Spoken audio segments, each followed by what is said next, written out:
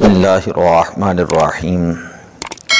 حضرت عبداللہ بن مسعود رضی اللہ تعالیٰ عنہ سے روایت ہے، آپ فرماتے ہیں حضور علیہ الصلاۃ والسلام نے ارشاد فرمایا، لا یبلغنی احد من اصحابی عن احد شیئا، کہ میرا کوئی صحابی کسی دوسرے صحابی کے بارے میں کوئی ایسی بات نہ مجھے بتائیں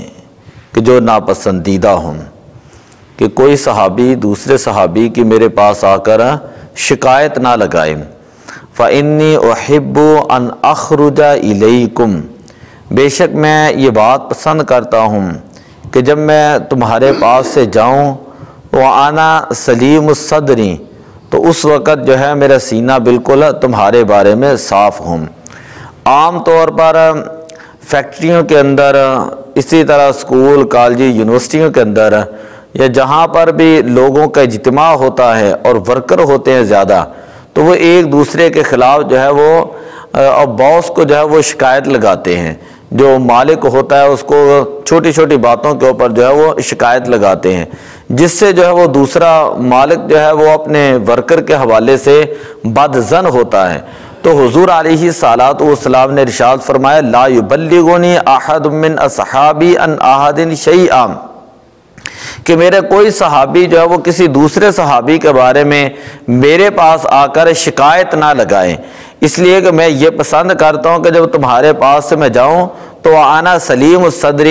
تو میرا سینہ جو ہے وہ بالکل تمہارے بارے میں صاف ہونا چاہیے۔ یہ ایک چھوٹی عادت نہیں، یہ بہت بڑی عادت ہے کہ ہم جہاں پر بیٹھتے ہیں تو زیادہ تر یہی ہوتا ہے کہ ایک دوسرے کے خلاف جو ہے وہ باتیں کرتے ہیں، غیبت کرتے ہیں، جھوٹ بولتے ہیں، یہ چغلی وغیرہ کرتے ہیں، یا اس کے اندر کوئی عیب نہیں بھی ہوتے تو تب بھی ہم اس کے وہ عیب جو ہے وہ بیان کرتے ہیں۔ تو حضور علیہ الصلاۃ والسلام نے ایسا کرنے سے منع کر دیا ہے۔ حضرت خالد بن معدان رضی اللہ تعالیٰ عنہ سے مروی ہے، اور آپ روایت کرتے حضرت معاذ بن جبل رضی اللہ تعالیٰ عنہ سے، حضور علیہ الصلاۃ والسلام نے ارشاد فرمایا، من عیر اخاہ بذنب،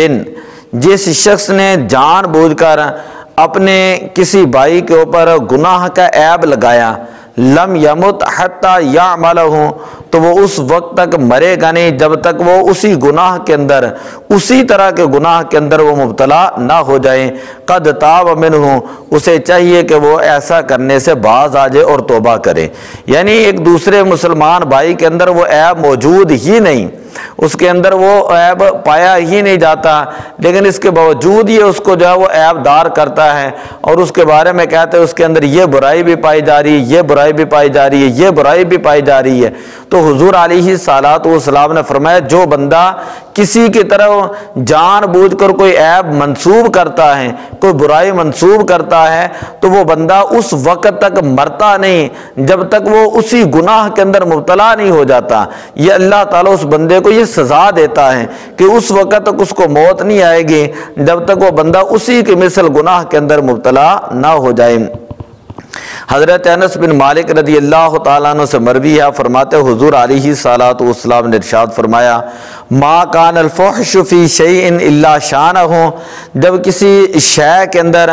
فحاشی آ جاتی ہیں تو وہ فحاشی اس شے کو عیبناک کر دیتی ہے۔ وما کان الحیاء فی شیء الا زانہ، اور جب کسی شے کے اندر حیا آ جاتی ہے تو یہ حیا کا آنا